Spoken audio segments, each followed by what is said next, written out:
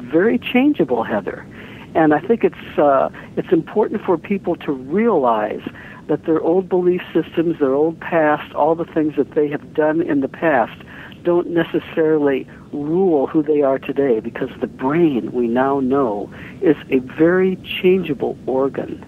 And in fact, new evidence is that it totally rewires itself 3 to 4 times a day.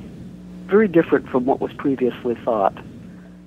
So my goal in writing the book was to demystify all this fabulous new scientific information that's coming out and apply it to how our lives work or how they don't work for us, and how you can use that information to literally create the life you want. So how can someone listening to this call reprogram their brain for success if someone right now in their life isn't succeeding the ways that they want to? Okay, now that's a complex question, and there are a lot of answers to that. But I think the simplest way to go at it, and then we'll work down through that answer, is that success breeds success. We basically, in our subconscious minds, have a movie that's playing, and that movie began when we were very young, and it records everything that we think, everything that happens to us, everything we see, feel, or believe.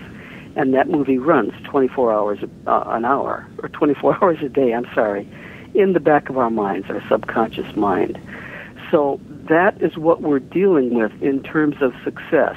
If your belief system is there and running and telling you, you have not succeeded at such and such, you have failed at this, maybe you had a lemonade stand when you were 6 years old, your big brother says, forget it, you will never make it in business.